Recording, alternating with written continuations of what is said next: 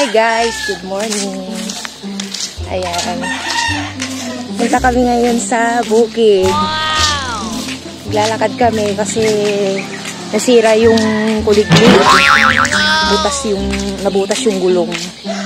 Kaya maglalakad kami papuntang bukid. Ayan. Kasama ko, kapatid ko, si Lenlen. Tapos yung pinsan ko na nahihiya sa camera. Oh, si Apple.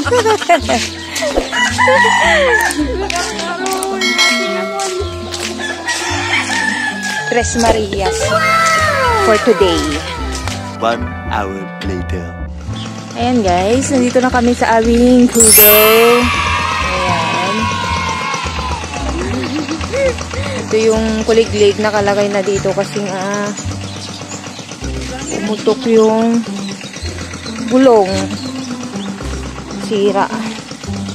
Ayun o. Guys o. Ayan. Oh no! Ayan. A few inches later. Si Papa nag-aararo. Ayan.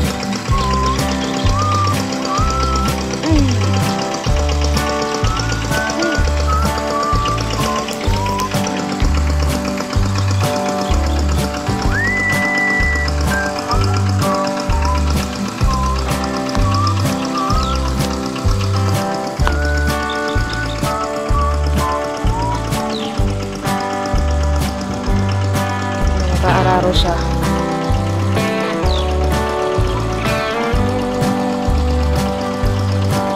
Ito yung mga sili.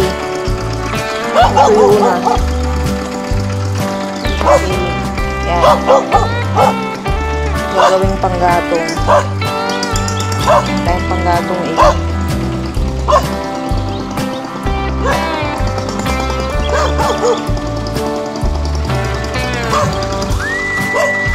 Itong kubo na to, kubo yan na uncle ko, pero hindi na siya natitirahan ngayon. Ang nalagay na lang dyan, ang nagsilbing siya, kulungan o bahay ng mga kambing ni Papa.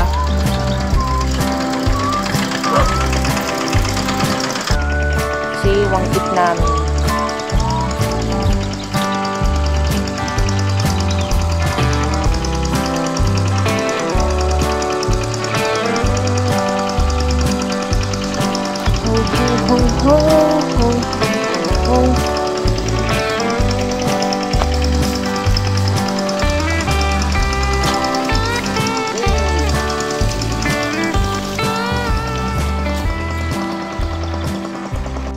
Bali, itong inaararo ni Papa, tatamnan namin ng talong.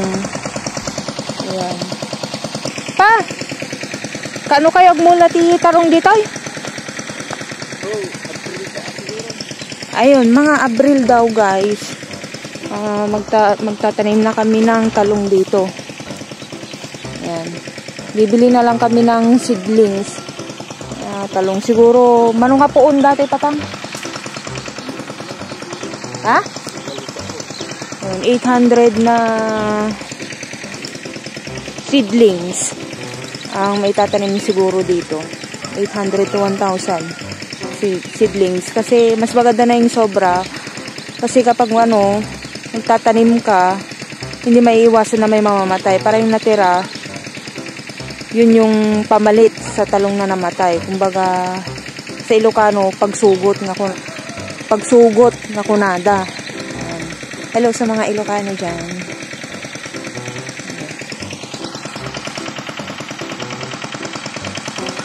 Ganito yung buhay namin dito sa bukid. Later. Ayan guys, kukuha tayo ng ampalaya. Isasahog natin sa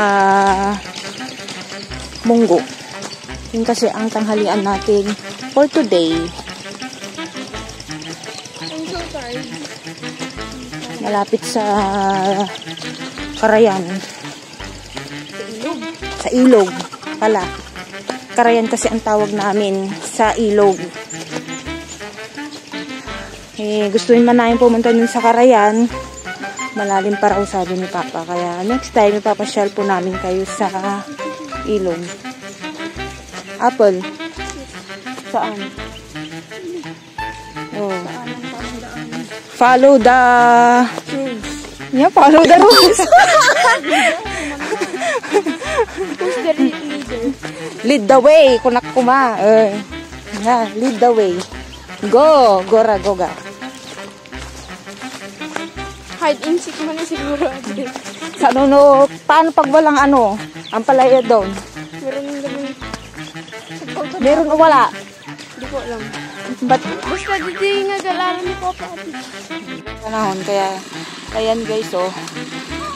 Talagang kailangan magpatubig ng mga tanim. Oh. Yan. Kailangan na ng tubig.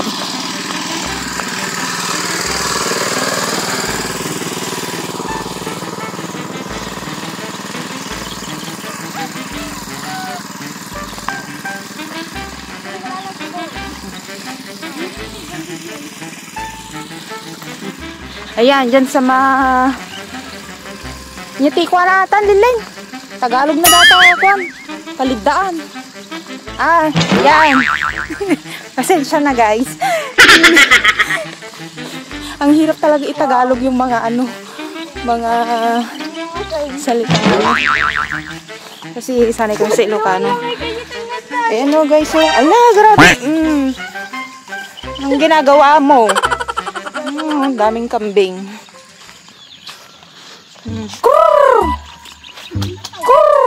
LOL!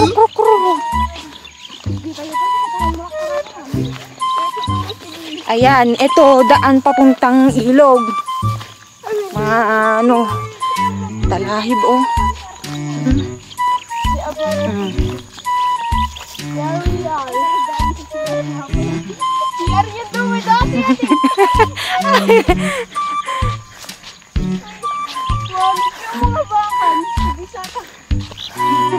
Ito daw yung nagsisilbing CR nila. Finding Ampalaya. Ano ba talaga, Apple? Ano ituturo mo sa amin? Karayan Ampalaya.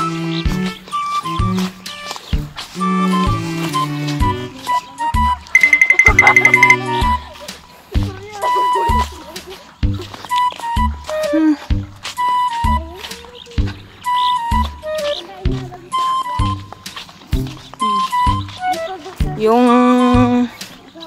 si Apple na magtuturo ng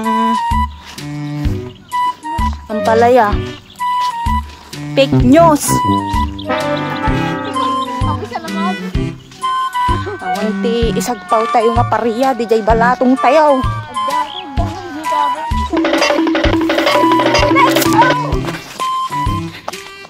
Ginagawa mo. Ayun. Hanap kaming Ampalaya. Sige, umasak di guys. Yan, Ampalaya.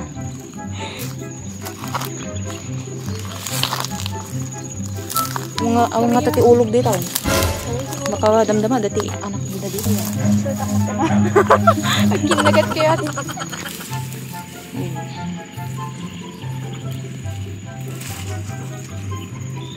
May bunga na rin siya, maliit pa.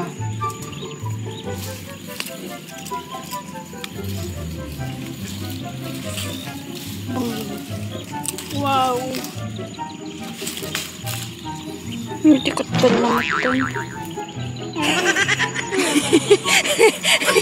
Tinurudo na matan siya. Minta na kanana yun.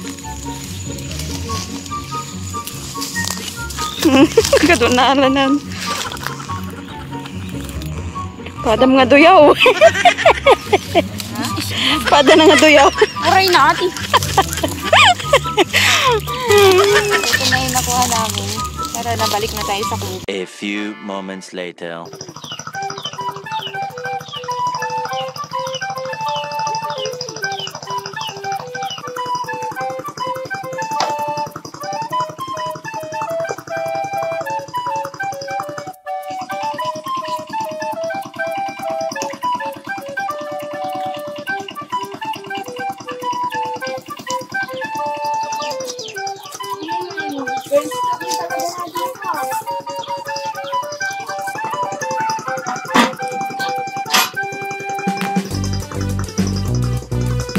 ayan guys, magpapakulo tayo ng tubig.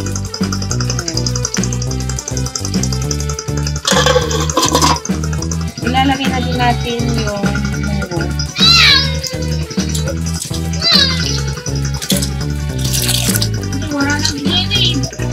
So, ayan. Pakukuluan ulit hanggang lumambot. Ayan, okay na siya. I-set aside muna natin.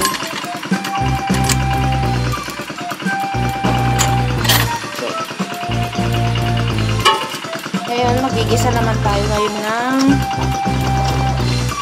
sibuyas, bawang,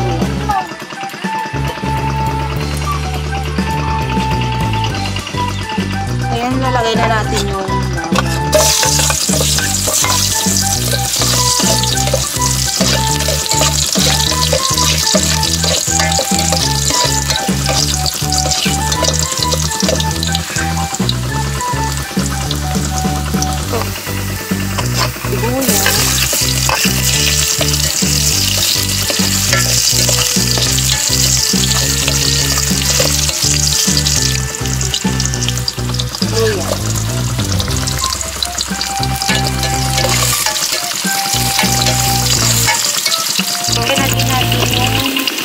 manok.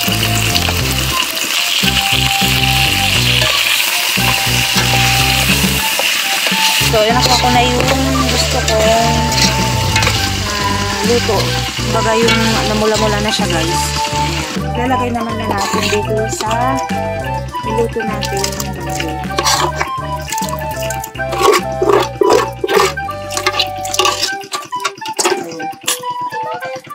Ayan, kumulo na. Lalagay na din natin yung talong.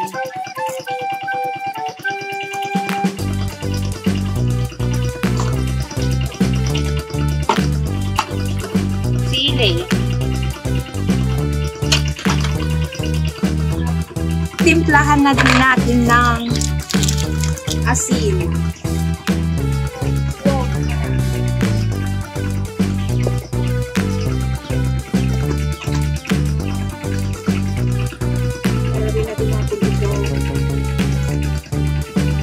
Wild spinach, palunay. Tapos ito, dahon ng ampalaya. At bulaklak ng kalabasa.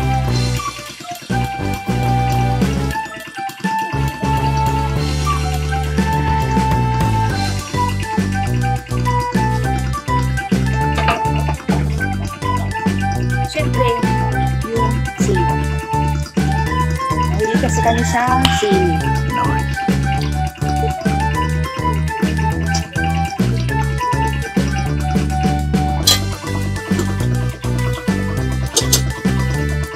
Tikman na natin.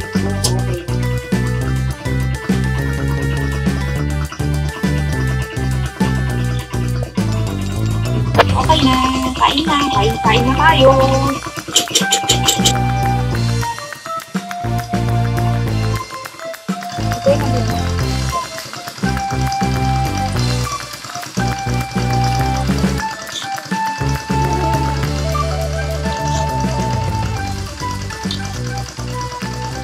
Kain po tayo.